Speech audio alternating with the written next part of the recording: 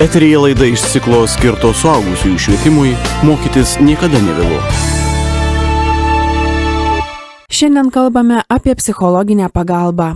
Alkoholizmas – liga, prieš kurią kol kas bejėgiai viso pasaulio gydytojai. Liūdniausia, kad nuo tos ligos kenčia ir alkoholiko šeima bei aplinkiniai. Kaip gyventi su tokiu žmogumi? Klausia artimieji patys savęs. Kam gyventi su tokiu žmogumi? Klausia kiti. Kai negeria jis visai kitas žmogus. Toks, kokį myli. Kai geria, nepakenčiamas.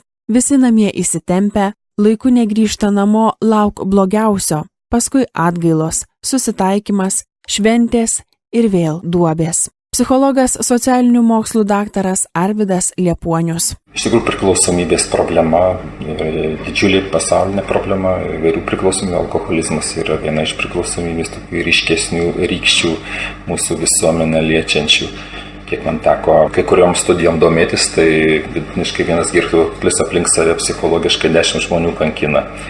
Tai aš kažkada paskaičiavau, kiek Lietuvoje būtų pacientų tokių kankinamų žmonių, vieno girtuoklio beveik visa Lietuva. Iš tikrųjų, vieno alkoholizmo arba bent jau didžioji dalis Lietuvos kentėtų, nes yra statistika kažkur buvo vedama, kad mūsų skaičiai dideli alkoholizmo, kenčiančių nuo alkoholizmo, oficialiai užregistruotų asmenų.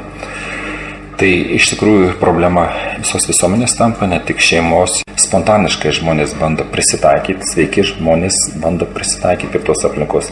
Artimiesiems yra baisus socialinis ir fizinis kartais stresas arba stresorius, artimo žmogaus girtuokliavimas, sakykime, ir ta priklausomybė. Dėl to su stresu, kiek tu gyvensi, yra tos stadijos, yra aliarmo, pasipriešinimo, išsekimo stadija.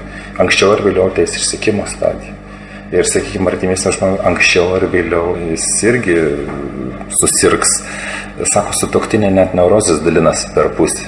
Psichoterapeutai net neurozė pasidalina. Vienas buvo neurotikas, žiūrėk, po 10 metų kartu jau nei vienas nebūtų, ne, abu greičiausiai tikimybė dėja tokia, kad abu po 10 metų bus neurotikai. Jeigu vienas neurotikas, tai va, ir su alkoholizmu nebūtinai, kad kitas irgi pradės gerti, nors būna dažnai ir taip įtraukia irgi tą liūną. Beje, žmonės dažniausiai artimiai paradoksalu, tačiau objektyviai savo situacijos neįvardina.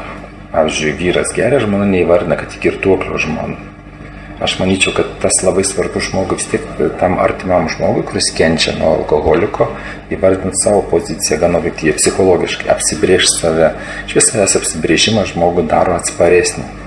Aha, čia visai normalu. Ir kai aš tai traktuoju, kad aš esu su žvėrim gyvenu, tai ko tu čia stebiesi? Tu gyveni su žvėrimės, tu esi ramesnis tuomet.